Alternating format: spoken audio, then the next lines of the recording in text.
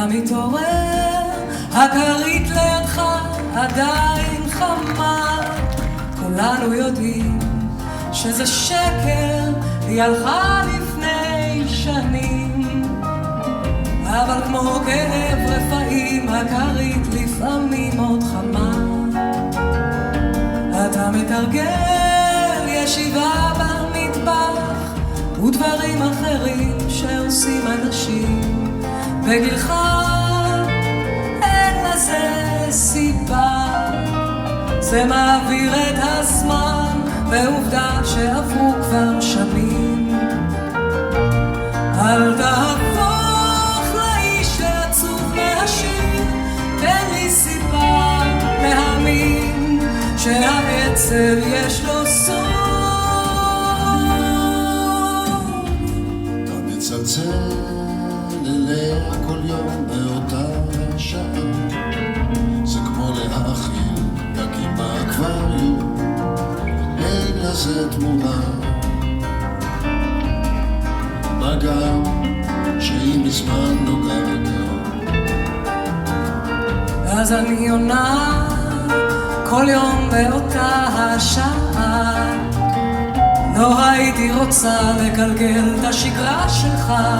נכון זה משונה, אבל קרו כבר דברים משונים מאלה, ויש בזה נחמה. אתה ואני כמו שתי צלחות לוויין בחלל הבודד, מחכות שיגיע סימן. אל תהפוך לאיש עצוב מהשיר, תן לי סיבה להאמין שהעצב יש לו סוף.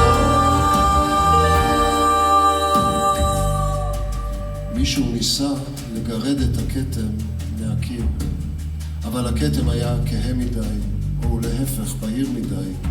אם כך ואם כך, הכתם נשאר על הקיר. מישהו ניסה לגרד את הכתם מעל הקיר, אבל הכתם היה כהה מדי, או להפך בהיר מדי. ולהפך בהיר מדי. אם כך ואם כך, הכתם נשאר על הקיר. אתה גוזר ושומר ידיעות מצחיקות בעיתון, דברים שאפשר בלעדיהם, אבל נעים יותר איתם. הם ממלאים את הבית בשולים ובתפל.